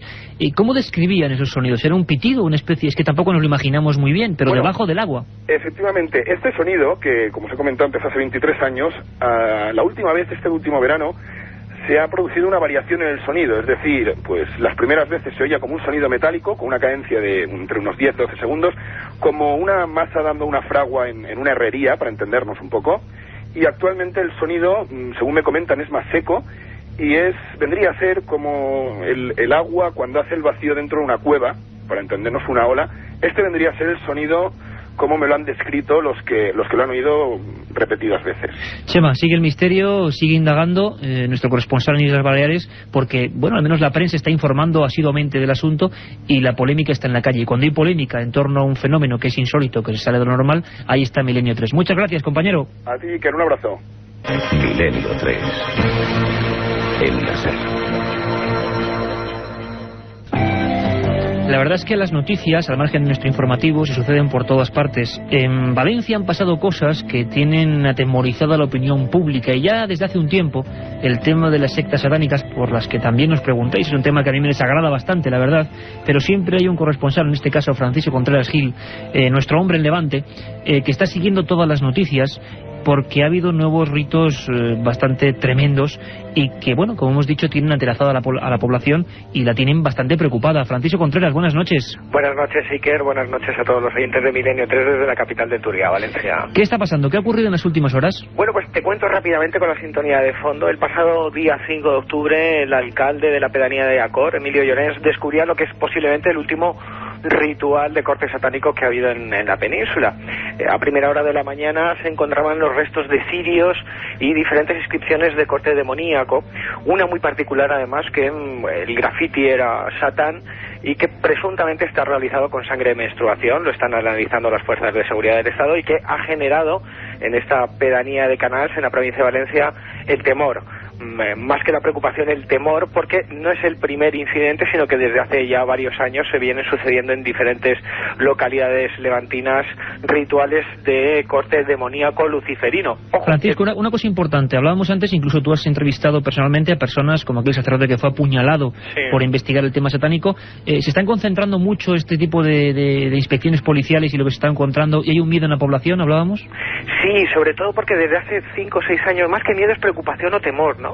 Es una especie de inseguridad, porque, bueno, cada uno puede creer en lo que quiera. Lo que pasa es que estos grupos, estas asociaciones religiosas de corte luciferino satánico, se amparan en hechos delictivos o realizan actos delictivos, que es lo que buscan o lo que atemorizan a la población. Requena, Utiel, Loriguilla, Sagunto, Denia, Ojavea, Castellón, la misma capital, Valencia, han sido lugares donde se han realizado rituales y donde han sucedido casos verdaderamente espectaculares. Hablabas tú del caso de Priscilo Ruiz Picazo, ¿no? A finales de diciembre, en diciembre de 1999. Apuñalado por investigar estos hechos. Efectivamente, él es el encargado por el arzobispado de Valencia a investigar los nuevos movimientos religiosos.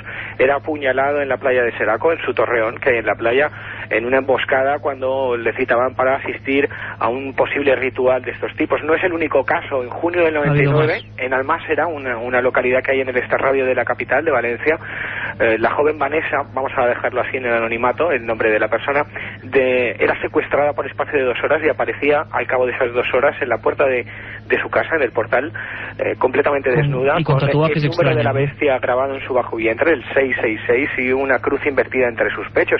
Incluso me remontaría más atrás, Iker, un extraño suceso protagonizado en Viver en 1993, donde Pedro Manzano aparecía fallecido, aparecía muerto en extrañas circunstancias que parecían indicar que había sido producto de un brutal asesinato. Hablaremos de todos esos casos, Francisco, impresionante, una lista aterradora, terrible, y seguiremos, cúbrete bien las espaldas, compañero, y seguiremos ahí informando en primera línea, Francisco Contreras. Tenemos en Sevilla, dando una vuelta por España total y completa, a nuestro caballero del sur particular, nuestro corresponsal y jefe de reporteros en el sur, José Manuel García Bautista. Buenas noches, compañero. Buenas noches, Iker. Buenas noches a toda la audiencia. Y parece ser que en Cabra, Córdoba, una zona de tu influencia, por fin un hombre ha hecho la estatua exacta de Jesús, una especie de congreso impresionante sobre la sábana santa, y se ha logrado reproducir a nivel de talla exactamente como era Jesús de Nazaret, ¿no? Es una noticia muy curiosa. Pues exactamente, ha sido el escultor sevillano Juan Manuel Miñarro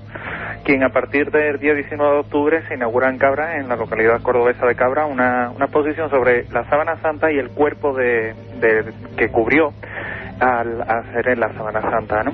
El tema es que ha logrado modelar con una precisión asombrosa lo que era el cuerpo, y actualmente pues se halla enmarcada en una vasta obra, ¿no?, en la que también va a gozar de una reproducción exacta y perfecta, dicho sea de paso, de la misma sábana santa.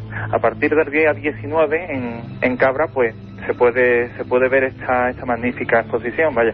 Francisco, José Manuel García Bautista, la verdad es que estaremos atentos a esa exposición única y hablaremos próximamente, además lo haremos, vamos a tope en esta recta final, de casos que hoy en día la policía sevillana está investigando a nivel de poltergeist, ¿verdad, José Manuel? Ajá. Y que trataremos en Milenio 3 con todo tipo de lujo de detalles. Pues sí, la verdad es que, como bien has comentado, Iker, actualmente la policía sevillana se halla ante una dura encrucijada, ya que tiene un caso que no se encuentra dentro de los cánones que ha investigado. Milenio 3 ha estado allí, Milenio 3 ha tenido la oportunidad de estar en el piso donde se producen estos fenómenos. Todo se halla después de una sesión de Ouija, lamentablemente, una defunción, y a partir de ahí se producen una serie de fenómenos que traen jaque a la policía sevillana. Caso tremendo que analizaremos punto por punto. José Manuel García Bautista, corresponsal y jefe de corresponsales en el sur de España, un abrazo muy fuerte, y acabamos esta rápida rueda de corresponsales, un hecho que haremos en cada programa especial, ni más ni menos que ponemos el micro de la SER en Turquía, en la Capadocia. Don Javier Sierra, compañero, ¿cómo estás? Muy bien, Merhaba y Aksamlar, que es como decir hola, buenas noches aquí en Turquía. Nuestro viajero de este equipo, miembro de este equipo, Javier Sierra. Estás en las ciudades turcas subterráneas, realmente impresionante. Nos tendrás que traer material realmente importante, porque hablamos de una ingeniería de hace siglos impresionante, donde tú estás ahora mismo con el micrófono, ¿no? Pues sí, así es. Esta misma tarde me entrevistaba con Omar Demir, que es el mayor experto en ciudades subterráneas de toda esta región. Este hombre ha catalogado al menos 36 ciudades subterráneas y casi 200 aldeas subterráneas que en su momento pudieron albergar o esconder a casi 1 millón de personas bajo tierra, ¿no? 1 millón de personas. 1 millón de personas. Y además con unas obras hidráulicas, unos cierres, unos engranajes, auténticas edificios tipo rascacielos hacia abajo en la antigüedad en Turquía, ¿no? En la Capadocia. Pues sí, esta misma tarde, por ejemplo, en las ciudades del Incuyo hemos podido bajar hasta un 8º piso por debajo de la superficie del suelo. Tremendo.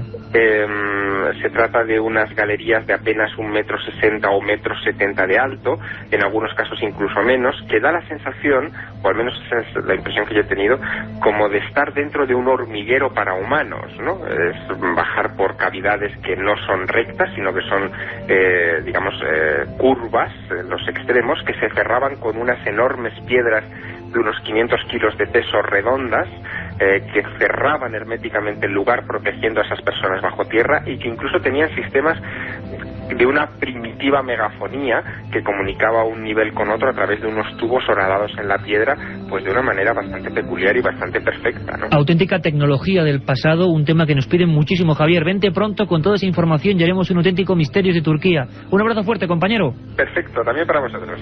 Bueno, y pasamos directamente a ese informativo, como decíamos, de Carmen Porter y Carlos Barroso hacen cada semana. Y esta semana, además, con noticias de última hora muy, muy completas.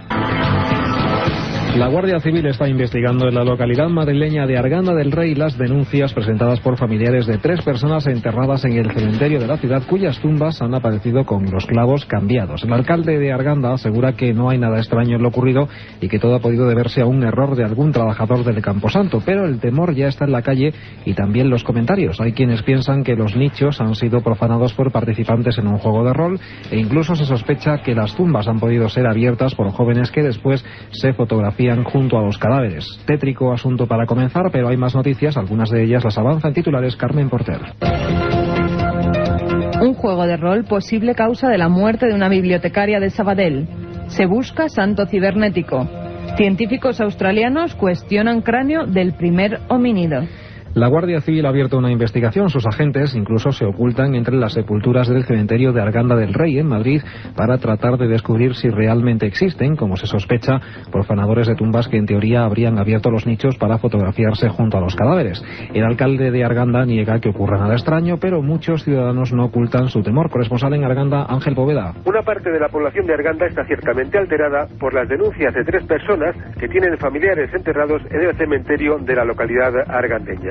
En ellas aseguran que alguien ha movido las lápidas y los tornillos de 3 nichos, algo que consideran fuera de lo normal. Desde el ayuntamiento, el alcalde, Pedro Díez, ha desmentido que se trate de actos vandálicos o profanaciones de tumbas. Su explicación es que puede ser un error técnico de algún operario del recinto. Tampoco hay pruebas que demuestren la relación con algún tipo de macabro juego de rol. A pesar de todo, la Brigada de Policía Judicial de la Guardia Civil sigue investigando un caso sobre el que hasta el momento hay más sombras que luces.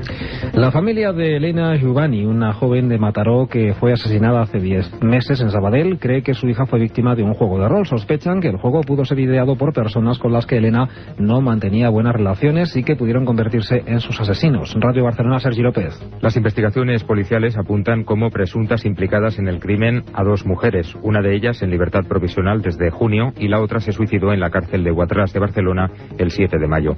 Según el abogado de la familia de la víctima, Pep Manté, un tercer implicado en el crimen sería un abogado de Sabadell, compañero sentimental de la mujer que se quitó la vida en Guatrás. Las sospechas de la familia de que se trató de un juego de rol se basan en los anónimos que recibió la joven pocos días antes de aparecer muerta. Estos anónimos iban acompañados de alimentos. Una vez que la joven probó uno de ellos, le sentó mal y le diagnosticaron una gran concentración de somníferos. Este mismo producto apareció en el cuerpo de la joven cuando apareció muerta. Había sido lanzada desde el tejado de un edificio en el que vivían 2 de los 3 presuntos implicados, en cuya vivienda además se encontró el mismo producto somnífero. Por otra parte, los 3 presuntos implicados no pudieron justificar dónde estaban la noche en que murió la joven ni fueron a trabajar al día siguiente. Un grupo esotérico de Madrid ha anunciado que emprenderá cuantas acciones sean necesarias para evitar la remodelación de la plaza de Felipe II, prevista por el Ayuntamiento de la capital. Entre otras cosas, la remodelación incluiría el traslado de un dolmen que este grupo considera parte de un templo esotérico constituido por todo el entorno de la plaza. Un portavoz del centro iniciático Prometheus aseguró que el traslado del megalito de Dalí es una agresión ideológica grave, una acción sectaria del integrismo católico que nos invade. Según este grupo, la plaza de Dalí es un templo esotérico o pagano cuyo contenido simbólico puede ratificarse entre miembros de órdenes como Rosacruces, templarias, masonas o similares. La figura humana, el dolmen, el suelo, los edificios y las calles forman un gran templo simbólico que intenta explicar qué es el hombre y cuál es su papel en la existencia. También aseguraron que la estructura de las calles adyacentes configura un espacio en forma de cruz latina y que el famoso pintor era un avanzado discípulo esotérico. Una página web italiana, santibeati.it, está buscando un santo como patrón protector de los programadores informáticos y de los internautas. En total se han propuesto 2.700 nombres y son los propios usuarios de Internet y visitantes de la página de todo el mundo los que votan por sus favoritos. Corresponsal en Roma, Joan Solés. Saludos. Si usted se llama Panacea, Marciana, Cerbonio, Galeote, Macabeo, Provino, Cuadrado, Iluminado o Honorado, por ejemplo, sepa que su santo patrón ya ha sido incorporado en la web de la Biblioteca Santorum de Santos y Beatos de la Iglesia Católica, que contiene más de 4.000 santos, de 2.000 biografías, 3.000 nombres de personas, sus significados, simbología y casi 8.000 ilustraciones iconográficas con indicación de la fecha, profesión patronal y el nombre del Papa que instituyó el patronato.